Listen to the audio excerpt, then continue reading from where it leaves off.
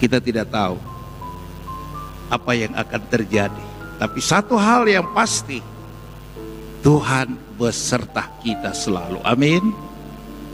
Tapi pertanyaannya, kita mau beserta Tuhan atau tidak?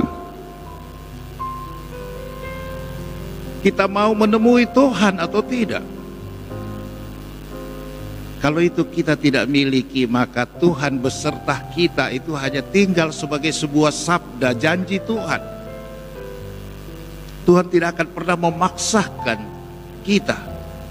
Kitalah sebagai umatnya, sebagai anaknya, yang kalau sungguh menyadari betapa besarnya cinta Tuhan bagi kita, kita yang harus tergerak, kita yang harus berinisiatif. Seperti 3 raja itu, seperti juga para gembala di malam Natal, dengan semangat, dengan antusiasme pada kesempatan pertama datang mencari, menemui Tuhan. Hanya dengan itu, saudara-saudari, kita bisa menjadi sang terang. Kita juga bisa mengandalkan Tuhan di dalam seluruh peristiwa hidup kita. Yang selalu saya katakan, kita tidak pernah tahu apa yang akan terjadi dengan hari esok kita. Dan marilah kita juga, saudara-saudari, memupuk niat baik di dalam hati kita masing-masing untuk segala sesuatu,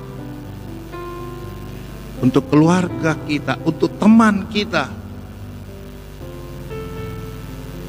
untuk sahabat kita, rekan kerja kita, untuk siapapun.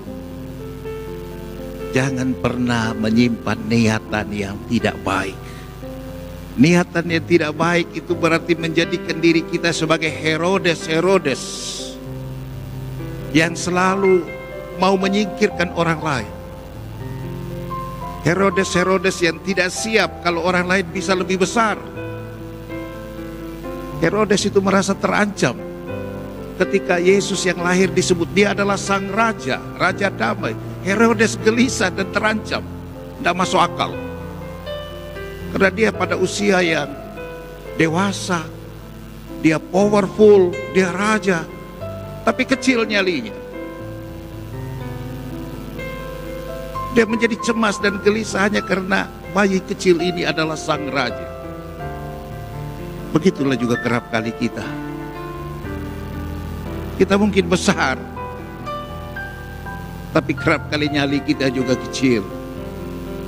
Dalam arti kita tidak punya hati yang cukup lapang untuk melihat dan menerima, apalagi mengakui orang lain. Kita tidak ikhlas.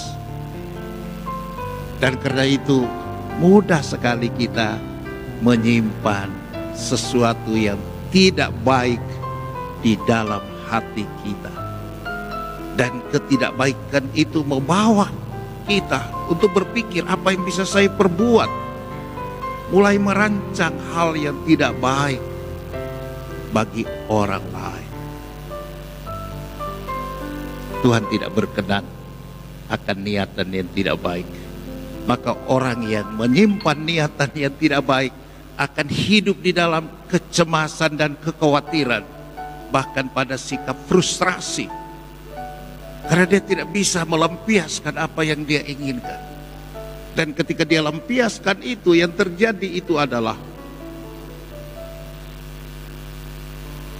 rasa sakit yang semakin lebih besar, frustrasi yang semakin menjadi-jadi, dan hidupnya mulai kacau. Itu kita bisa belajar dari pengalaman saudara-saudari. Betapa banyak orang yang hidupnya menjadi tidak karu-karuan, hari esoknya menjadi redup dan suram, cita-citanya menjadi kabur, tak tergapai karena dia frustrasi. Dia tidak fokus pada dirinya sendiri. Dia tidak fokus pada Tuhan, sang sumber damai. Itu yang terjadi dengan Herodes. Saudara dan saudari yang dikasihi dan diberkati Tuhan, Mudah-mudahan inspirasi iman dari 3 raja, Gaspar, Melkior, dan Baltasar, semangat untuk menemui Tuhan, juga hati yang memiliki niat yang baik, itu membuat kita